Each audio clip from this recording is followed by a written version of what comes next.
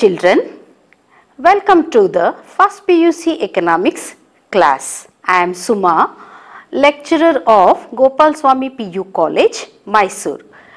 In this session today we are starting the fifth lesson, that is human capital formation. Today here in this first session we are understanding the concept of human capital.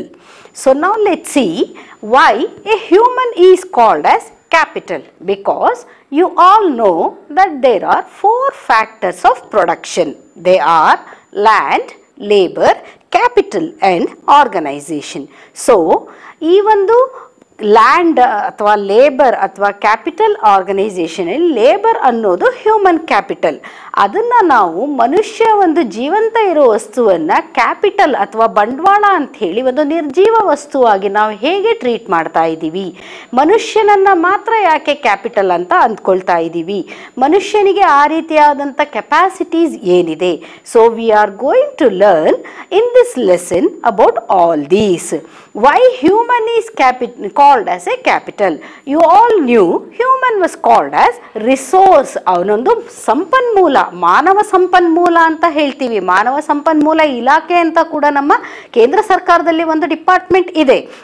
But ಮನುಷ್ಯನನ್ನು ನಾವು ಯಾಕೆ capital ಆಗಿ form ಮಾಡ್ತೀವಿ, ಅವನು ಹೇಗೆ ಒಬ್ಬ ವ್ಯಕ್ತಿ ಬಂಡವಾಳವಾಗಿ ಬದಲಾಗ್ತಾನೆ, ಅವನು ಹೇಗೆ ಮನುಷ್ಯ ಆಗಿದ್ದವನು human becomes capital, how does this transformation occur, what makes this change ಅನ್ನೋದನ್ನು ನಾವು ತಿಳ್ಕೊಳ್ಳೋಣ.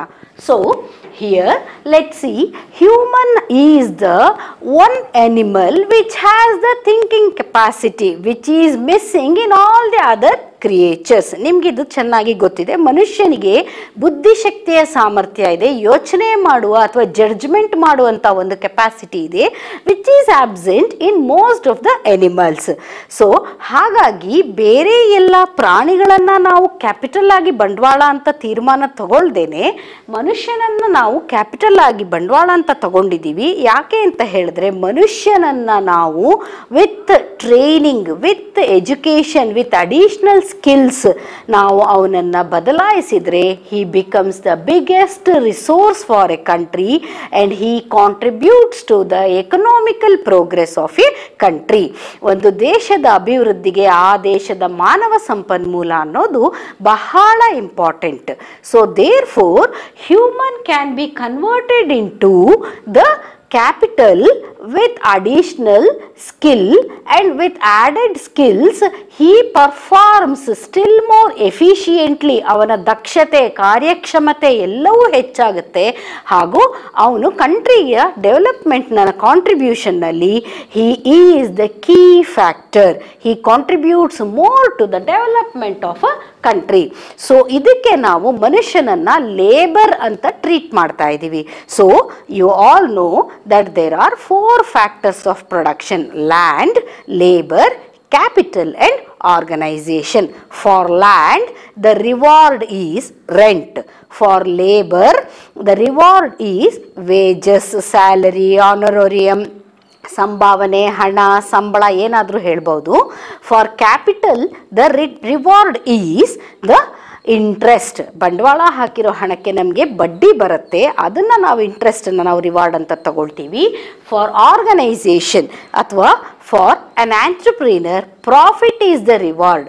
ಸೊ ಈ ರೀತಿ 4 ಫ್ಯಾಕ್ಟರ್ಸ್ ಆಫ್ ಪ್ರೊಡಕ್ಷನಲ್ಲಿ the very important factor is labour. Labour is nothing but the human capital.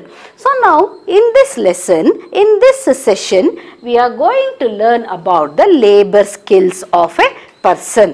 ಇವಾಗ ನಾವು ಮನುಷ್ಯನನ್ನು 2 ವಿಭಾಗವಾಗಿ ನಾವು 2 ಕ್ಯಾಟಗರಿನಲ್ಲಿ ಅವ್ರ ಬಗ್ಗೆ ತಿಳ್ಕೊಳ್ತೀವಿ. That is educated person and uneducated person.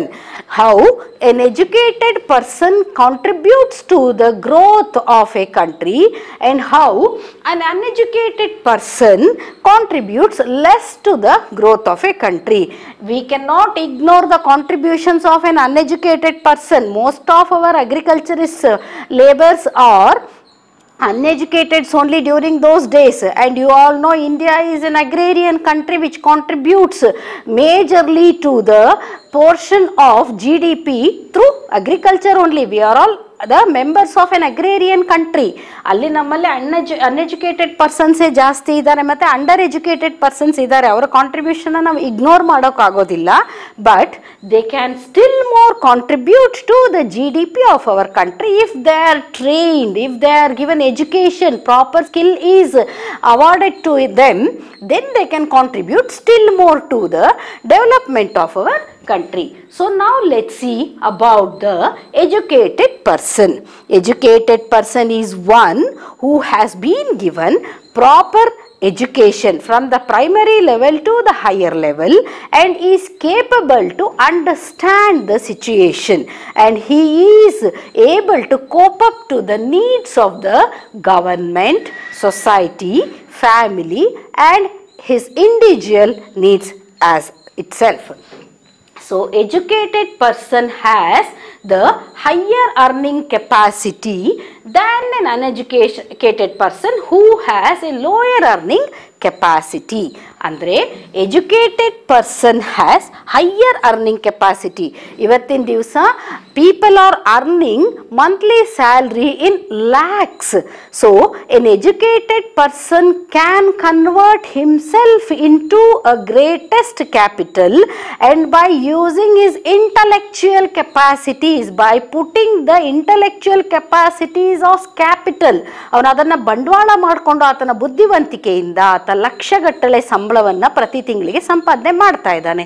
ವೇರಿನ್ uneducated person can use only his physical strength, intellectual capacities are less to him and he can earn only through his skills. During the olden days, people used to earn more through their skills and labors because they had their own talent and they pursued those talents and they started earning. But in recent modern era, we cannot assume also that one such person is going to overtake the educated person in terms of salary. So capacity is that he has the knowledge to understand the changes in the society. ಸಮಾಜದಲ್ಲಿ ಆಗ್ತಾ ಇರುವಂಥ ಬದಲಾವಣೆಗಳನ್ನು ಗಮನಿಸಿ ಅದಕ್ಕೆ ಅವನು respond ಮಾಡುವುದನ್ನು ಆತ ಉಪಯೋಗಿಸ್ಬೋದು, ಆ ಬುದ್ಧಿಶಕ್ತಿಯನ್ನು ಉಪಯೋಗಿಸಬಹುದು. ಅವನಿಗೆ ಆ ನಾಲೆಡ್ಜ್ ಇರುತ್ತೆ, ಅವನ ಅರ್ಥ ಮಾಡಿಕೊಳ್ಳುವ ಸಾಮರ್ಥ್ಯ ಇರುತ್ತೆ. ಆ್ಯಂಡ್ ಆ ಸಮಾಜದಲ್ಲಿ ಏನು ಬದಲಾವಣೆ ನಡೀತಾ ಇದೆ ಅದಕ್ಕೆ ತಕ್ಕಂಗೆ ತನ್ನ ಯೋಚನಾ ಶಕ್ತಿ, ತನ್ನ ಸಾಮರ್ಥ್ಯವನ್ನು ಆತ ಬದಲಾಯಿಸ್ಕೊಳ್ತಾ ಹೋಗ್ತಾನೆ. ಅದನ್ನು ನಾವು ಅನ್ಎಜುಕೇಟೆಡ್ ಪರ್ಸನಲ್ಲಿ ನೋಡೋಕ್ಕಾಗೋದಿಲ್ಲ. He is incapable to understand the situations of the society when they are varying, when they are getting changed. ಆಗ ಏನಾಗ್ತಾ ಇದೆ, ಅವರ ಬ್ರೈನ್ ವಾಶ್ ಮಾಡ್ತಾರೆ, ಅವರನ್ನು ಮಿಸ್ಯೂಸ್ ಮಾಡ್ಕೊಳ್ತಾರೆ.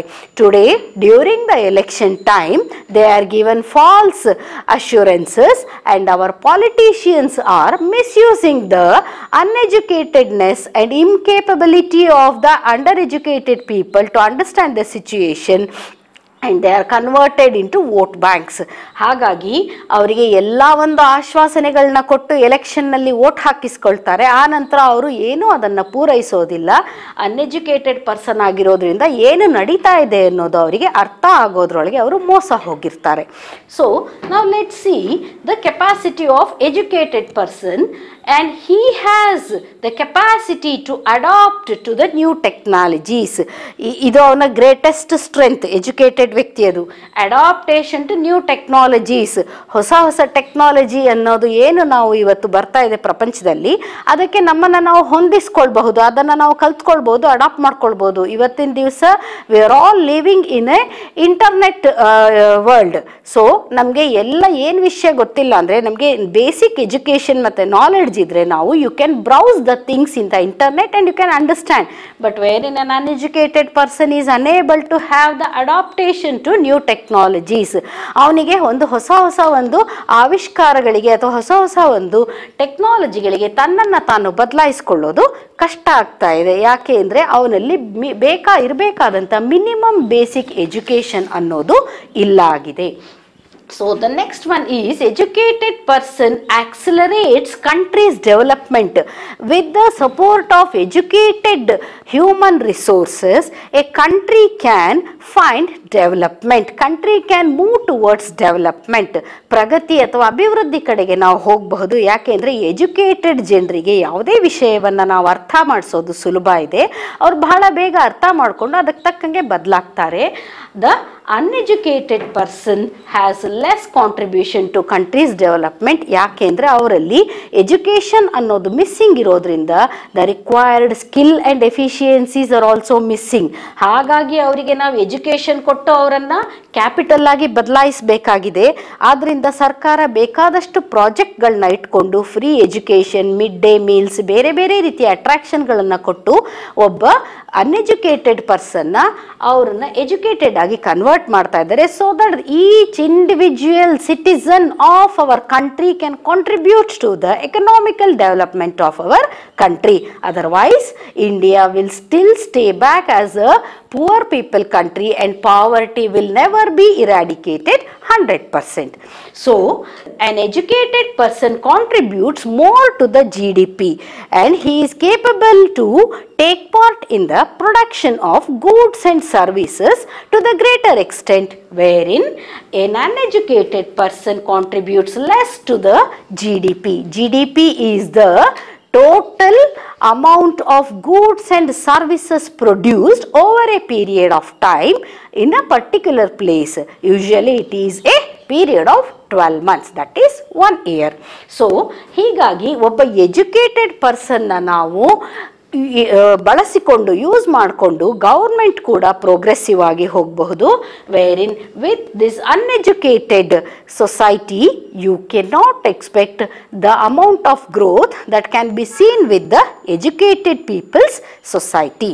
So therefore the greatest tools of converting the human into capital is, the greatest tools are, one is giving investment on education and the other one is investing on the health of the citizens of a country.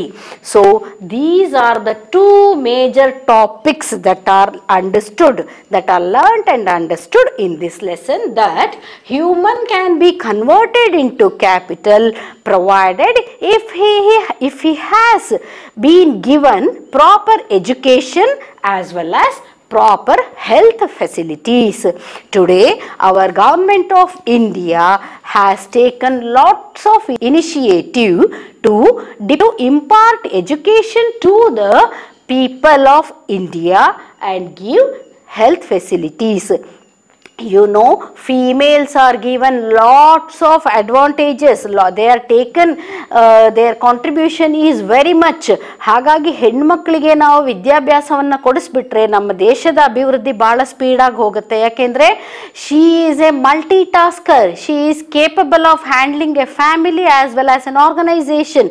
She takes care of everything judiciously and in an organised way. So therefore women empowerment is given much importance in these days.